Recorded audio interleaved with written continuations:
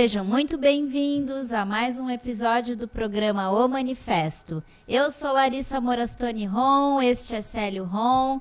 E, bom, o tema da semana, vamos relembrar a história de um país socialista, uma revolução liderada por um grande homem, o Ho Chi Minh, né? O nome dele verdadeiro eu não me atrevo a pronunciar, mas conhecido como Ho Chi Minh, que liderou então a Revolução Vietnamita, a Guerra do Vietnã, né? Então vamos falar um pouco como que foi o processo revolucionário desse país asiático e que é uma história tão bonita, uma história de resistência mesmo, a gente pode falar desse povo, né? Esse povo sofreu mas resistiu, foram fortes. E venceu, né? E venceram. Você quer falar sobre tudo isso? É uma tarefa difícil, porque eles venceram franceses, japoneses e ainda por cima o imperialismo estadunidense. Olha, os Estados Unidos saiu com vergonha, né, dessa guerra.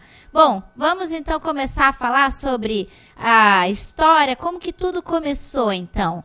Vamos começar com a invasão dos franceses à Indochina? Vamos. O Vietnã, essa região da Indochina, que é complementada pelo Laos, pelo Camboja e outros ali, ela fez parte do Império Chinês, né? Durante mais de 1000 anos. Então, quando a China caiu no século da desgraça, especialmente depois das guerras do ópio, né? De 42 e 48, 50, aí como a China ficou bastante destroçada, ocupada por forças estrangeiras, aí abriu uma brecha para a França entrar nesse período. E a França, em 1860, ela ocupa essa região.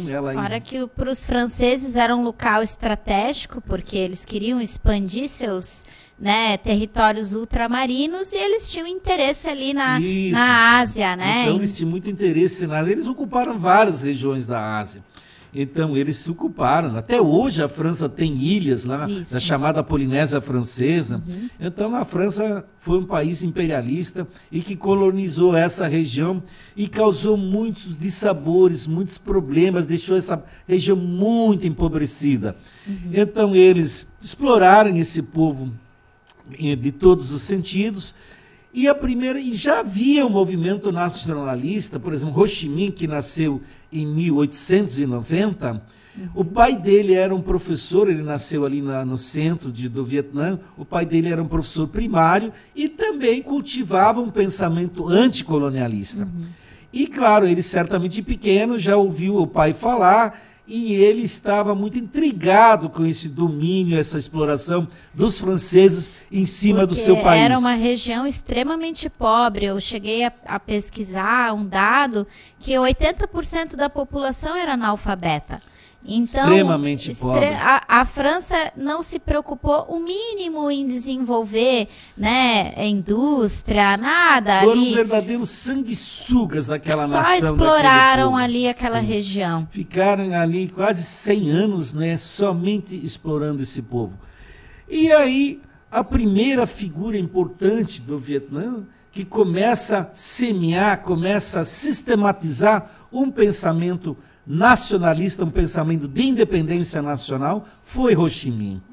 Como eu disse, ele nasceu em 1890, ele cursou a escola primária, seu ensino ali na vila, ele nasceu na vila, como eu falei, o pai dele era professor.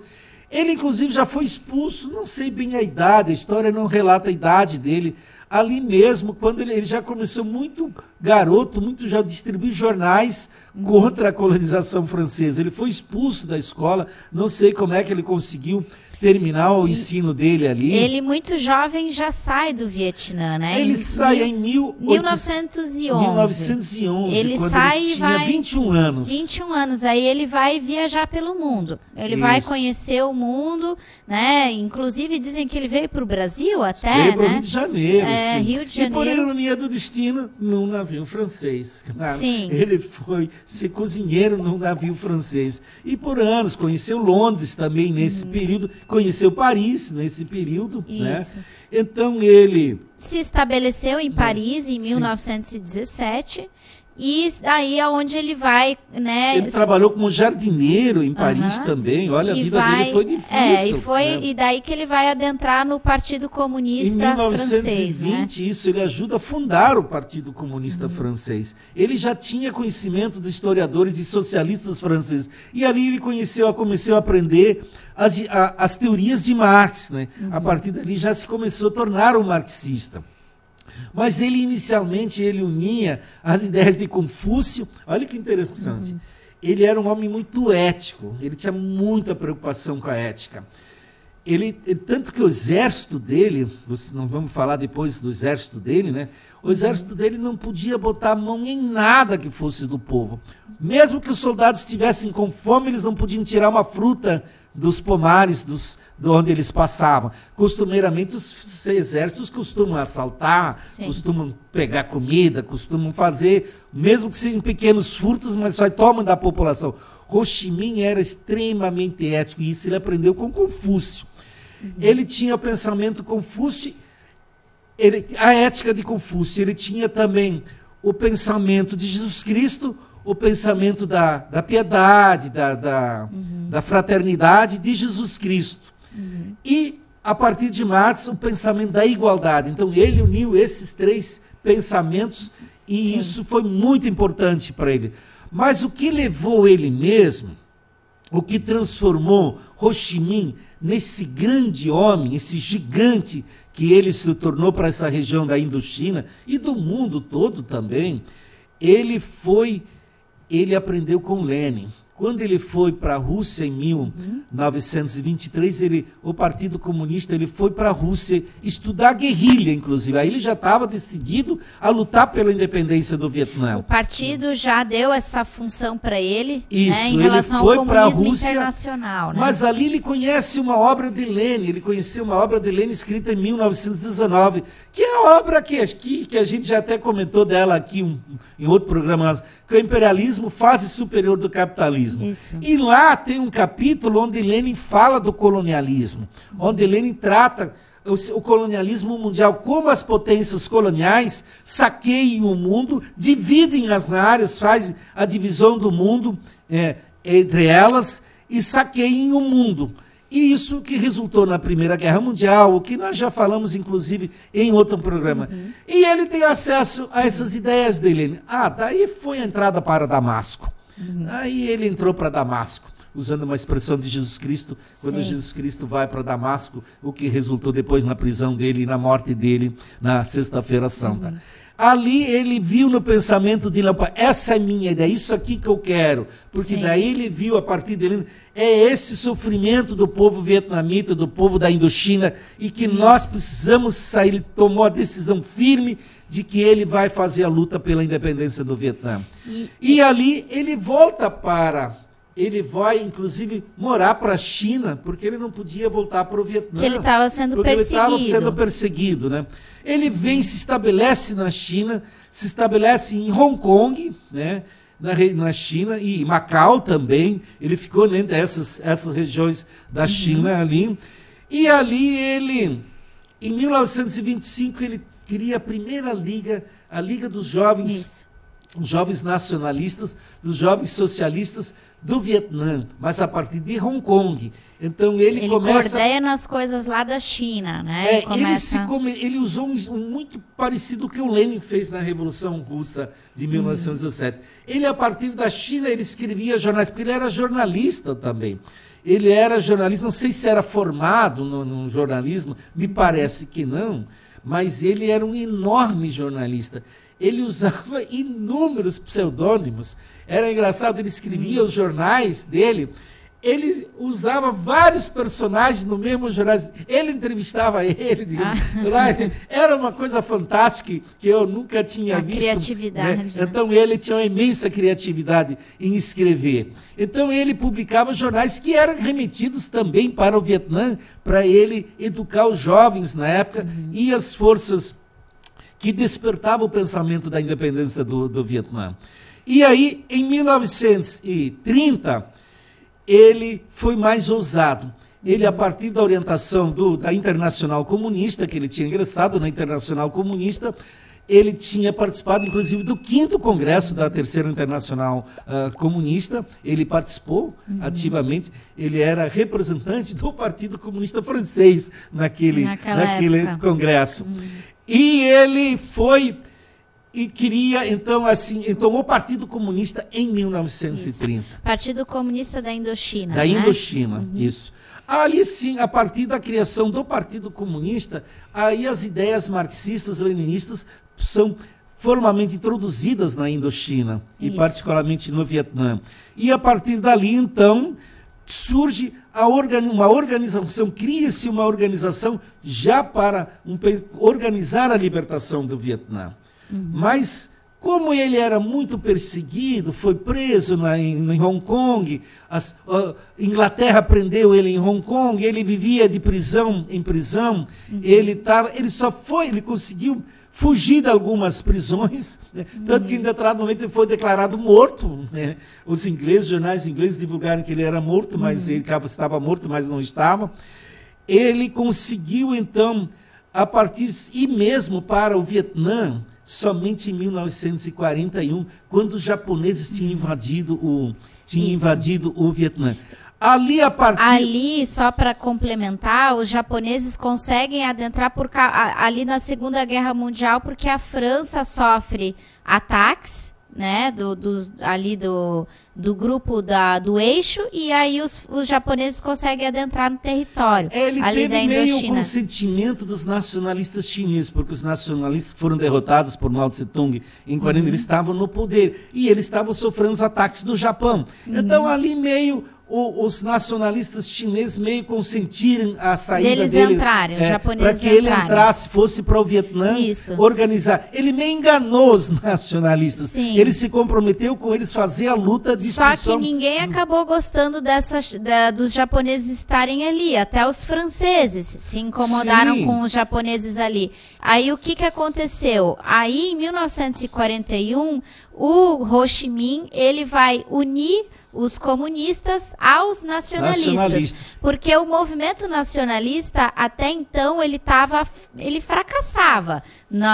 Ali na Indochina foram tentados algumas tentativas. Cria o Viet Minh. Isso. Aí o Viet Minh passa a ser uma união, então, dos comunistas com os nacionalistas. E existe um período, inclusive, em que os franceses se uniram ali ao Viet Minh para expulsar os japoneses. Aí toda a luta era contra os japoneses. Inclusive, naquele primeiro momento, os aliados internacionais, a União Soviética e até os americanos, naquele momento, não se deram uma certa liberdade, um certo apoio a esse movimento, ao Viet Minh, né? Porque o objetivo era combater os japoneses, porque os japoneses eram os aliados do regime nazista. Isso. E os franceses tinham sido expulsos, a França tinha sido tomada, claro. Né? Então o governo do exílio francês, coordenado pelo general de Gaulle, eles acabaram então também dando um certo apoio ali para expulsar os japoneses. E aí eles conseguem expulsar em 1945 os japoneses. Só que os franceses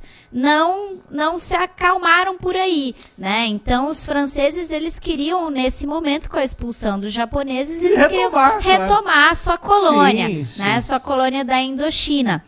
Só que daí o Viet Minh já havia avançado. Ele declarou a independência. Em 1945, o Viet Minh declara a independência. E aí surge a República Democrática do Vietnã, que, na verdade, se torna o Vietnã do Norte. Nesse momento tem uma cisão do Vietnã. O Vietnã do Norte passa, então, a ser comunista, e daí o Vietnã do Sul, a França, então, faz um movimento de resistência ali, né? E a Inglaterra, que tinha tropas e ficam ali na região sul, que é a região não comunista, né? Então, se inicia um conflito aí passa a ser entre o Vietnã do Norte e o Vietnã do Sul. Inclusive o Vietnã do Sul também já passa a ter apoio dos Estados Unidos. Isso, naquele já momento, vamos conversar. Por causa da Guerra Fria. Isso. Que já... Aí a gente entra numa nova etapa, que eles vão chamar de Primeira Guerra da Indochina, né, que se inicia em 1946, que é justamente essa guerra entre Vietnã do Norte e Vietnã do Sul. Né? Só que o Vietnã do Norte começa a avançar muito. O Vietnã do Norte é mais organizado. Tinha apoio da União Soviética. Apoio da União Soviética. O Vietnã do Norte consegue redistribuir as terras, né? Eles investem na educação, na saúde. A agricultura deles funciona. Enquanto o Vietnã do Sul é um fundo de corrupção e lá nada começa a dar certo. Um rei, pobreza. Um rei no poder, é tudo, eles botam Dien, se eu não me engano, um imperador que fica ali comandando durante um período. Sangrento. Um ditador que não deixava nenhum tipo de manifestação, liberdade política. E aí o que começa a acontecer? No Vietnã do Sul, então, surge um levante, que ele é um insurgente, né, que começa a ser contra, então, ao regime. Vietcong. Exato, os Vietcong. Militantes comunistas que eles são nacionalistas que criaram. Eles são do Sul, mas eles são orientados pelo Vietnã do Norte, né, a fazerem guerrilhas, então, no Sul para conseguirem avançar, expulsar os franceses dali da região do Sul. Então, esse conflito vai se crescendo, o Norte vai conseguindo avançar e os franceses não dão conta, né, Então, ali misturou guerra civil com a guerra com os franceses. E aí que entram os americanos na parada, porque os Estados Unidos, com muito medo de um avanço socialista, né, na região ali, porque qual que era o medo dos americanos? Se de repente a Indochina virasse socialista, era um caminho para... Quem sabe a Índia, quem sabe outros países ali, Tailândia, virarem socialistas, e aí de repente toda a Ásia virava socialista. Então era esse o medo dos Estados Unidos. Então os Estados Unidos interferem e começa a mandar então homens, né, mais a partir de 49 a China, Mao Tse-tung chega no poder na China e também dá apoio à Revolução da China, começa a apoiar também. Então esse é o grande medo dos Estados Unidos. Eles enviam homens então, né, para Vietnã do Sul, para combater no Vietnã do Sul, e iniciam os bombardeios no Vietnã do Norte. Mas antes disso ainda houve a expulsão dos franceses, então. Apesar que eles já interferiam ali, mas em 1954 houve a chamada uma grande ofensiva do exército norte-vietnamita e do sul. Eles fizeram as 27 províncias que o Vietnã tinha.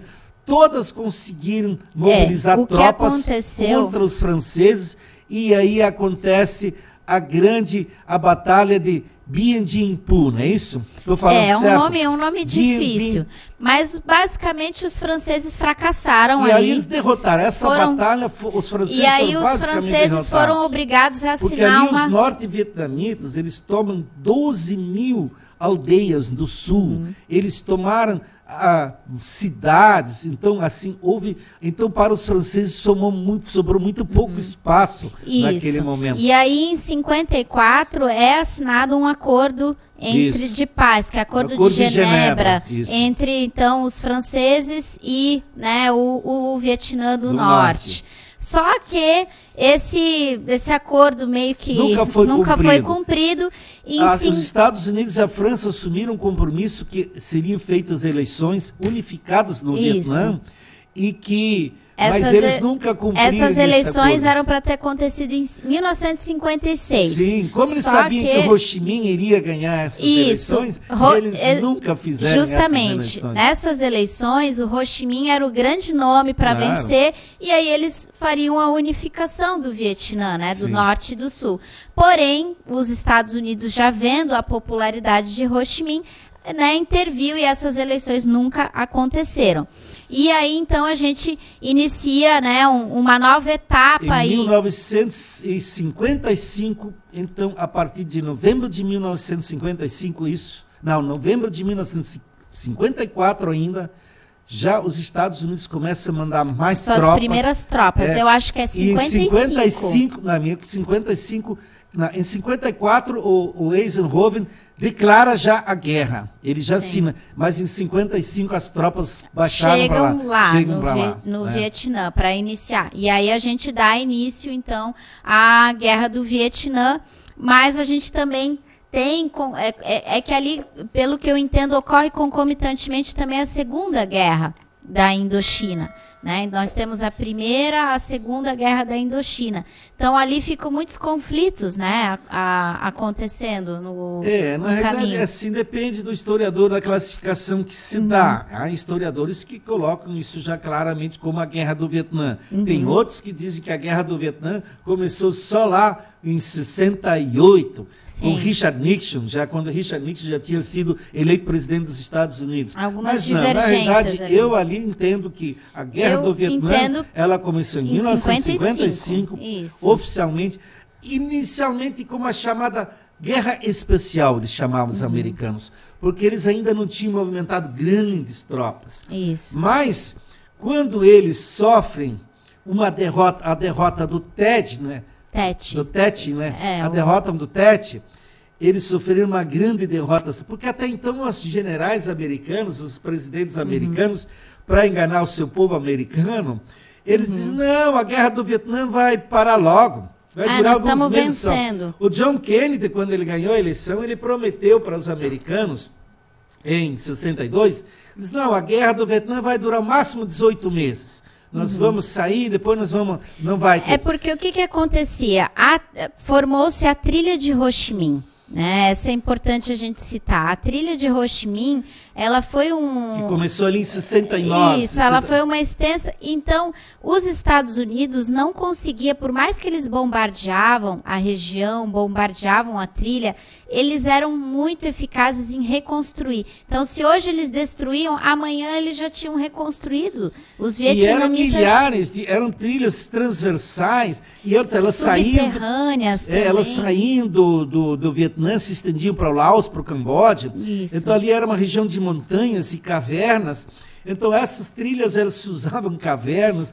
Então, então ali, durante muito tempo, os Estados Unidos não sabiam dessas trilhas. Não. Eles tinham dificuldade em combater. Por isso que eles usaram mais para frente, nós vamos falar da guerra química, que eles usaram os desfolhantes, o agente laranja, para limpar, desfolhar essa região, para eles começarem a acharem as trilhas. Isso. Né? Então, para os Estados Unidos foi muito frustrante, porque os Estados Unidos, se formos olhar números, realmente números tiveram mais mortos do lado dos vietnamitas. Morreram muito mais do que... Em torno de 5 milhões de vietnamitas, entre 4 a 5 milhões entre o Vietnã e o Laos e o Camboja, morreram ali. Mas o que diferenciava os Estados Unidos e os vietnamitas é porque os vietnamitas eram muito resistentes. Eles podiam ali ter milhões de mortos, mas eles não desistiam, eles resistiram à guerra. Enquanto os Estados Unidos, os combatentes, os militares, estavam extremamente insatisfeitos com a guerra. Arrogantes. Isso, os próprios... Aí é algo que a gente tem que entender. A própria população estadunidense não queria mais a guerra do Vietnã, porque tinha muitos jovens que estavam sendo obrigados a ir para a guerra que não queriam ir. Começaram a fazer movimento contra o alistamento obrigatório. Isso. E artistas, aí começou todo o trabalho de artistas americanos, o movimento contra a guerra foi muito grande dentro dos Estados Unidos. Tanto que Lyndon Johnson, que foi, digamos assim, ali na década de 60, que deu o grande pontapé ali dos ataques, né, bombardeios ao Vietnã, foram 3 anos seguidos de bombardeios, inclusive falam que ali na região do Laos é o lugar mais bombardeado do mundo, mais até do que a Alemanha na Segunda Guerra Mundial, né? O bombardeio ao Vietnã e ao Laos, no Laos, eles fizeram 600 mil operações militares no Laos. E contra o Vietnã, eles fizeram mais de 19 mil operações militares. Ou seja, Mas como Laos é bem menor que o Vietnã, então, claro, ele foi um país, um dos mais atacados. É bom lembrar, a guerra do Vietnã, aí vamos falar do Laos junto e do Camboja junto, essa região, ela levou em mais de 3 vezes o valor do número de bombas que foi jogado nessa região do que na Segunda Guerra Mundial. Isso, então o bombardeio contra essa região, ali. ele foi vai me ajudando em números, foram ali o equivalente a 300, eu não lembro se é 80 ou 350 bombas atômicas de Hiroshima, o equivalente. Foi tanta bomba que se equivale a esse número de bombas. É a região mais bombardeada que tem no planeta. Sem contar as guerras químicas que nós vamos, a guerra química que nós vamos falar. Mas aí só para eu concluir, o Johnson, ele saiu tão desmoralizado. Os Estados Unidos, o povo estadunidense estava tão bravo com o Johnson que ele não conseguiu ser reeleito, né? Não quiseram reeleger ele, e ele basicamente então foi chutado para fora porque os americanos não queriam mais essa guerra. E aí vem Nixon. Mas aí foram eleger um pior que ele ainda. Exato. Aí elegeram Richard Nixon em 68. Só que Nixon veio com um discurso mentiroso, de que ele ia parar com a guerra do Vietnã. Né? E que fez as coisas mais macabras que você pode... Isso. Porque já havia o bombardeio químico, mas foi no período dele de Nixon que foi, né? Claro, se você for olhar os ataques, o ataque de My Lai, por exemplo, que foi uma das grandes...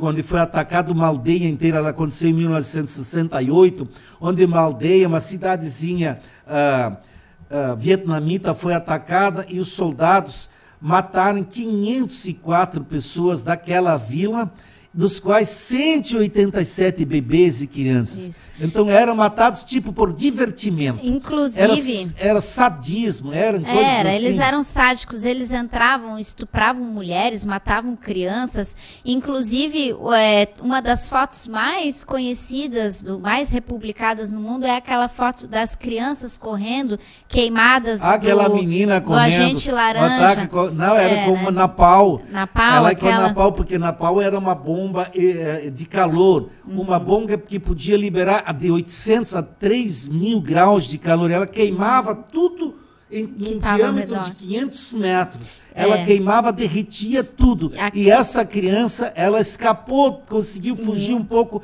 mas o calor da bomba pegou ela e queimou. E depois ela rodou o mundo, essa foto. O fotógrafo ganhou o prêmio Pulitzer, né, por essa foto. Então, isso chamou muito também. Por isso que os americanos acabaram também. Porque eles começaram a perceber que eles estavam cometendo muito crime de guerra ali. Os americanos, o povo estadunidense foi enganado, né? Os Estados Unidos faziam propagandas em relação à guerra de que os verdadeiros cruéis eram os vietnamitas, que eles só estavam lá para tentar promover a paz, para aquele discurso falso moralista dos estadunidenses. Mas aí, naquele momento, as máscaras caíram, porque perceberam que, na verdade, quem estava cometendo atrocidades era o exército americano. As atrocidades eram tão grandes que agora vamos falar então um pouco da guerra química que eles fizeram. A guerra química, eles jogaram no Vietnã em torno de 80 milhões de toneladas de produtos químicos do agente laranja. Eles desfolharam mais de 3 milhões de quilômetros quadrados, 3 milhões de hectares de terra vietnamita que eles jogaram esse agente laranja para desfolhar tudo, né? Então, e tem alguns lugares que eles desfolharam, vários que eles jogaram o agente laranja em 3 vezes. Porque, então assim, e esse agente laranja, ele é um produto químico extremamente tóxico. Até hoje, a 4ª geração, nós já temos pessoas da 4ª geração e ainda nascem muitas crianças no Vietnã, que são crianças que nascem defeituosas, porque ele causa um problema genético. Então, o Vietnã, muita gente morre de câncer, Ele causa mais variados tipos de doença, mas uma das mais cruéis é que as pessoas nascem com os mais variados tipos de defeito. Nascem cegas, nascem surdas, nascem sem braço, outras sem perna, nascem com todos os tipos de defeitos que você pode imaginar. Então, isso é uma história muito triste. Sem contar que eles jogaram tanta bomba também, os Estados Unidos usaram o Vietnã como um laboratório para experimentar suas armas. Como nós falamos antes da bomba de Napalm, que eles jogavam, queimavam cidades inteiras, vilas inteiras eram queimadas com essas bombas. Imagina o calor que essas bombas largavam, então queimava tudo. São tudo bombas proibidas que você, pelos tratados internacionais, mas eles usavam. Eles jogaram tanta bomba também, eles usaram o que se enterra, as minas, eles enterraram muitas minas. Até pouco tempo atrás, ainda no Vietnã, morriam gente, pessoas que pisavam em minas e em bombas que não explodiram. Eles também jogaram muitas bombas, milhares de bombas que não explodiram, e as pessoas iam lá construir a casa, o prédio lá, e aí detonava essa bomba. Morreu mais vietnamita de explosão de bombas e minas depois do término da guerra do que os americanos morreram na guerra. Os Estados Unidos diretamente perderam 58 mil soldados na guerra do Vietnã. E mais do que isso, morreu depois da guerra de vietnamitas que pisaram em minas, que perderam membros e que morreram por causa das bombas e minas que estavam enterrados. Sim, lá. Por causa dos químicos, das toxinas, né? Então, olha, uma violência. Mas tu quer falar mais da trilha de Ho Chi Minh? Vamos falar da trilha de Ho Chi Minh. Então, o que foi essa trilha e o que ela representou, então, para essa guerra do Vietnã? O que a gente pode falar? A trilha de Ho Chi Minh é importante. Quando Ho Chi Minh veio para o Vietnã, ele teve que se esconder. Quando veio os japoneses, ele se escondeu do norte do Vietnã numa região de cavernas. Então, ele conhecia muito bem essa região onde depois foram construídas as trilhas, porque essa é a forma, porque o Vietnã, na realidade, teve que usar da guerra de guerrilhas. A guerrilha foi o meio de derrotar esse exército. Se você for olhar, apesar que no final, claro, os soviéticos tinham fornecido armamento melhor, inclusive alguns tanques, carros, veículos de guerra, mas até então os vietnamitas sempre combateram através, claro, do fuzil, fuzil também fornecido pela União Soviética, né? E o resto era feito na base de guerrilhas. Então eram trilhas, eram buracos cavocados, né? Túneis cavocados, onde se usou todo tipo de armadilha para pegar de surpresa o exército, os soldados americanos. Isso era interessante para os vietnamitas, porque isso gerava muito impacto. Às vezes o soldado americano não morria, mas ele caía numa armadilha lá, ele saía ferido e ele era mandado de volta para os Estados Unidos, isso gerava. Então o Vietnã também trabalhou muito bem a psicologia do povo americano. O Vietnã soube trabalhar isso. Então essas trilhas ali, elas eram para transportar comida, armamento. Com isso o norte abastecia o exército do sul. Então o exército do sul, ele não era abastecido por mar, porque o Vietnã tem um grande litoral. Como eles não tinham navios, eles não podiam abastecer seu exército do sul, o Vietcong, através de navios. E também não podiam fazer isso pelas estradas tradicionais, porque estavam destruídas e ali iriam ser atacados. Então eles faziam todo esse movimento pelas florestas, através de movimentos de guerrilha, né? Porque às vezes, tanto os franceses como os americanos, claro, os americanos mais se usavam das bombas, porque eles bombardearam as cidades todas e as pessoas não podiam ficar praticamente nas cidades. Então as pessoas iam para o campo, e as mulheres também, as mulheres vietnamitas, elas trabalharam muito com guerrilha também. Elas também, além de dar assistência médica para os soldados feridos, elas trabalharam muito também com guerrilhas. Então, uma das grandes vitórias do exército vietnamita foi que as mulheres abraçaram a guerra. E em guerrilhas, elas estudaram, elas treinaram, elas surpreendiam os americanos, que os americanos ficavam bobos. Então, assim, eles tinham muito ensinamento, porque Mao Tse-tung estudou muito a guerrilha. Ele foi na Rússia e estudou guerrilha. Ele estudou porque ele sabia que eles não iam ter um exército para combater a França ou outros exércitos que ele até então nem podia imaginar que os Estados Unidos fossem atacar eles. Então ele estudou a guerrilha. E ele teve um general que ele conheceu na China, na época que também era vietnamita, que era o general Ho Nguyen Giap. Esse foi o maior general, um dos maiores generais que a humanidade já teve, conheceu.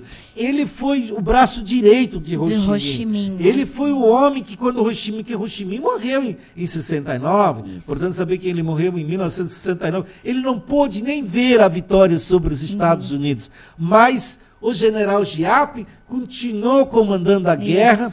Ele morreu agora em 2013, ele morreu com 102 anos. Então ele era uma lenda Ele viva, era um gênio, estratégico. Então, eles conseguiam, o Vietcong, eles faziam ataques rápidos, pegavam de surpresa e assim como eles atacavam, eles também conseguiam já fugir. Então eles tinham essa estratégia extremamente rápida, pegavam ali os americanos de surpresa e os americanos não conseguiam prever esses ataques, né? Sim. Eles tinham uma rapidez, uma agilidade, uma sagacidade para fazer tudo. Mas sob as trilhas de Ho Chi Minh ainda, quando os generais americanos, eles passavam muitos dados falsos para o governo, para os presidentes americanos, porque eles não sabiam onde estavam os vietnamitas. Não. Eles achavam que o exército vietnamita estava esgotado, estava praticamente, tanto os franceses quanto os americanos. Muitas vezes davam informações erradas, porque eles achavam que os vietnamitas estavam estariam derrotados, mas eles estavam escondidos nas suas trilhas, preparando os ataques. Eles faziam subterrâneos, canais subterrâneos, e eles se escondiam então, ali. Essa foi o segredo da vitória.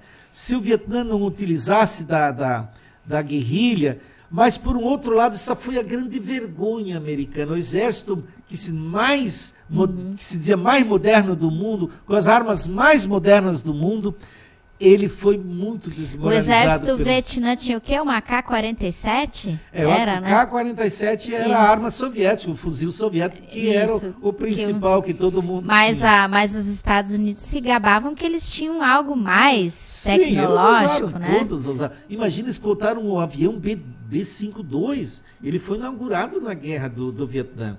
O B-52, não havia na época nem um sistema antiaéreo que pudesse abater ele, né? Você viu agora no Irã, esses dias, o Irã até agora, no Irã também não tinha um sistema antiaéreo para bater quando eles bombardearam as usinas nucleares do Irã. Então ele era um avião novo naquele momento, né? Então ele foi introduzido na guerra do Vietnã e ele carregava aquelas toneladas e toneladas de bombas que eram jogadas em cima das cidades e derrotar. Imagina um avião desse jogar a bomba napalm. Ele podia incendiar uma cidade, uma vila inteira. Então, eles usaram helicópteros, eles usaram modernos, eles usaram tanques modernos, eles usaram tudo que era armamento moderno, né? Eles só não tinham, na época, ainda os Tomahawk, mas eles já tinham mísseis, mas a maior parte dos mísseis era lançada pelos aviões de forma vertical. Né? Então, pelos aviões que lá eles não tinham sistema antiaéreo, os vietnamitas. Então, qualquer helicóptero podia chegar e não tinha como abater eles. Mas a história é que os Estados Unidos perderam essa guerra. Foi a primeira guerra foi uma vergonha... que os Estados Unidos perderam de forma humilhante. Foi uma vergonha tão grande e a pressão do povo americano foi tão grande pelo fim da guerra que então chega, né, um momento então que os Estados Unidos precisa retirar as suas tropas, né? E que forma vergonhosa foi aquela retirada, soldados pendurados em helicópteros. Até hoje os americanos não admitem a derrota, eles falam que só fizeram uma retirada estratégica, né? Isso que eles falam. Então, em 1973, os Estados Unidos retira as suas tropas, porém a guerra ainda não acaba. Os bombardeios continuam. Então, agora o que acontece? O Sul, né, o Vietnã do Sul, que fica ainda com alguns remanescentes ali de equipamentos estadunidenses, só que o problema é que o Sul não tinha mais homens, né, para lutar. Um exército que era muito ruim. Era um exército muito ruim, muito fraco. Era um exército de corruptos, de tipo mercenário. Eram mercenários. O Sul não dava nada certo, era uma corrupção muito grande, uma roubalheira, um povo muito pobre. Então tinha um exército que não conseguia se desenvolver, ter força, né? Tinha moral, aquela moral, hegemonia. Então foi também um fracasso. O Sul ali tentou ainda, como é que era o nome do último que ficou depois de Dien? Thieu, né? Ainda uma espécie de imperador que eles falam, né? Eles se elegem, mas eles ficam ali ditando. Então ainda o Thieu tenta essa resistência, mas aí não consegue, né? O Vietcong, o Vietnã do Norte avança, e aí eles tomam a capital, Saigon, né? Que é Saigon. E aí o Thieu, quer dizer, é obrigado então a renunciar, e então ele tenta, acho, fugir ainda, mas acho que ele foi morto, né, se eu não me engano. A cena da tomada de Saigon foi uma coisa assim, fantástica, né? Isso. Tanto o exército americano como aqueles mercenários do Sul querendo fugir, daí não tinha helicóptero. Eles tentam fugir. Daí tem uma história lá de uma árvore que incomodava. O helicóptero não podia pousar no palácio porque tinha uma árvore. No palácio e não queriam derrubar a árvore, depois tiveram que derrubar a árvore, porque de repente... Ainda brigaram por uma árvore. Mas era assim, então...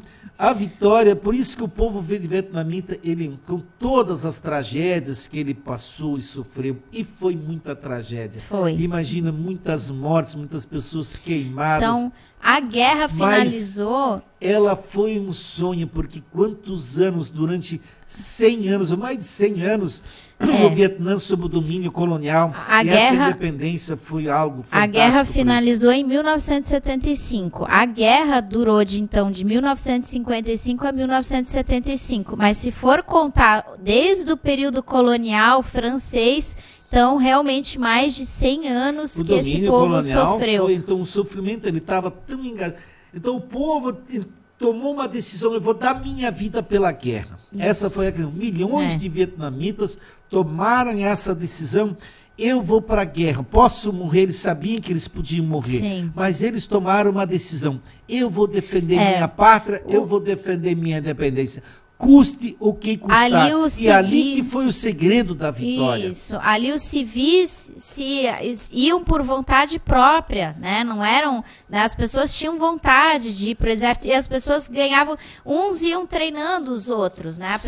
O civil entrava e já recebia esse treinamento militar. Então, assim, eles conseguiam recrutar. Quantos homens eles conseguiram recrutar? Eu lembro que tinha um dado, eles no começo eram 5.000 homens, e no final já era quantos? Eles tinham um exército oficial de 1.100.000 homens. 1.100.000. Mas ali não estão inclusos os que apoiaram, a população que apoiou. Se for olhar, tudo que envolveu a população são milhões de pessoas que se enganam. Na época o Vietnã já tinha em torno de 37 milhões de pessoas, ele era um país bem populoso. Hoje ele tem 101 milhões de pessoas, mas ele já tinha uma população muito grande. E a popularidade de Ho Chi Minh fez muita diferença também para tudo isso. Não é à toa que a cidade recebeu o nome, né? Hoje Ho Chi Minh, ele é considerado o pai do Vietnã. Ele está em todas as esquinas, em todos os lugares, em todas as praças no Vietnã. Ele é um consenso no Vietnã, a unidade que eles têm em torno desse nome Ho Chi Minh. Um homem que foi muito carismático, que ensinou muitos valores. É que eu falei, ele tinha essa preocupação de ensinar os melhores. Qual é o presidente do mundo que ensina valores para o seu povo, valores éticos? Ele era um homem dedicado, ele ensinou esses valores. Dizem que ele andava com o bigodinho, ele fazia um bigodinho assim, dizem que era um homem muito sorridente, né? E muito simpático, que tratava muito bem as pessoas, né? Então, ele se tornou esse líder muito carismático, e o povo vietnamita tem muito, né, agradece muito a Ho Chi Minh por tudo que ele fez, né, por essa... Sim. E o Vietnã hoje? Vamos falar um pouquinho do Vietnã hoje? Vamos falar um pouquinho, então. Então, Larissa, hoje o Vietnã é um país, como eu disse, ele tem uma população de 101 milhões de pessoas, país grande. É um dos países que mais cresce no mundo, mais enriquece no mundo. Isso é importante. O Vietnã, daqui a 20 anos, daqui a 20, 30 anos, ele vai ser um dos países mais ricos do mundo, se ele continuar crescendo como ele está crescendo hoje. Ele, quando aconteceu em 1986, já quase 9 anos depois da guerra, o Vietnã ele tinha um PIB, um produto interno bruto, de 7 bilhões de dólares. Olha só. Sabe qual é o PIB do Vietnã hoje? Quanto? Ele beira em torno de 500 bilhões de dólares. Ou seja, uma renda per capita do Vietnã hoje, ele já é maior que a do Brasil. Então, poucos anos, Então, né? poucos anos. Um país que veio daquela extrema pobreza. Então, nós estamos há 50 anos do fim da guerra, que teve que ser reconstruído. E cabe aqui dizer que ele não teve nenhum apoio dos Estados Unidos. Não. Os acordos de Paris, quando terminou a guerra do Vietnã, os acordos de Paris até tomaram uma decisão que os Estados Unidos teriam que reparar os danos que eles causaram ao Vietnã. Até hoje, eles nunca repararam um dano e nem pediram perdão ao Vietnã dos crimes de guerra que eles cometeram. E fora que eles também pegaram um período É uma ali... arrogância americana muito grande, você nem pedir perdão pelos crimes que cometeram. E fora que eles pegaram um período onde a União Soviética já não conseguia mais ajudar muito, a União Soviética já estava, né? Revisionismo já havia acontecido. E a China ainda também não tinha não tinha estrutura para poder ajudar. Então eles ficaram... Ajudaram, os dois países ajudaram, né? Mas um pouco mais para frente, né? Mas teve um período ali do Vietnã que eles ficaram muito isolados, né? Para poder crescer e se desenvolver sozinhos, né? Tanto que agora são 3 países socialistas ali, Vietnã, Laos e Camboja, né? São países socialistas e todos estão na luta, crescendo, e estão na luta e construindo uma sociedade moderna. O que me chama muita atenção é a modernidade do Vietnã. Hoje o Vietnã, ele não tem nada a ver com aquele Vietnã pobre, camponês que ele era naquele período da guerra. Hoje é uma juventude, né, grande maioria está na universidade, jovens com conhecimento técnico-científico muito grande. A educação no Vietnã é uma das melhores do mundo. Então, isso tudo propicia que o Vietnã crie as condições para um grande desenvolvimento. Então, o Vietnã é um país, por exemplo, o Brasil. Tu sabia que o Vietnã é o 4º maior comprador do Brasil? Sabia disso? Não. Então, isso é uma coisa interessante. O Vietnã compra 7 bilhões de dólares do Brasil anualmente, hoje. Então, veja só, eu acho que o Brasil ainda explora pouco. O Brasil poderia poderia ter uma relação muito mais forte com o Vietnã, porque eles hoje têm muito conhecimento tecnológico, em várias áreas. Então, daqui uns anos, olha, eu acho, por isso que eu digo, se tem um país que a gente pode pegar de exemplo, não é só a China. O exemplo da China é muito importante, mas o exemplo do Vietnã também. Eu acho que nós temos que aprender com o Vietnã. Como é que se tira um país da extrema pobreza e você pode transformar esse país em uma grande riqueza? Mas isso é o socialismo. O Vietnã, com todos os percalços, com os problemas que a guerra trouxe, mas eles tomaram a decisão, nós vamos ser socialistas. Eles aderiram às ideias de Ho Chi Minh, porque Ho Chi Minh era um socialista, um comunista, e hoje o Vietnã ele tem um socialismo de mercado. Ele está criando o que nós já debatemos em outros programas nossos aqui. Ele está desenvolvendo imensamente as forças produtivas para que no futuro se cria, primeiro, um socialismo avançado, e, claro, no rumo a uma sociedade comunista futuramente. Então, o Vietnã está nessa trajetória e vamos torcer que o Vietnã prossiga e seja um dos grandes faróis da humanidade, porque ele tem tudo para ser um grande farol para a humanidade. É verdade. E com uma história muito bonita de resistência. O povo vietnamita tem que ter muito orgulho, né, da história deles. Eles com certeza têm. Mas então é isso, acho que a gente conseguiu... Encerrar outra hora, a gente fala mais do socialismo do Vietnã. Acho que seria um programa interessante também sobre o socialismo do Vietnã. Mas é isso, então, né? Eu espero que o público aí tenha tenha gostado, que a gente tenha conseguido falar. E divulga o programa também, né? Quem quiser, divulga. Olha, essa é uma das revoluções mais complexas, na minha opinião, que a gente, né, trouxe aqui para o canal. Mais difíceis de estudar. Quem quiser tem que estudar bastante. Olha, se for para... Porque isso que tiveram vários detalhes ainda que a gente nem comenta porque aqui. Se for para falar, a gente ficaria umas 2 horas, acho, aqui falando. Mas é isso, pessoal. Muito obrigada por nos acompanhar. Até mais. Tchau, tchau. Tchau, tchau.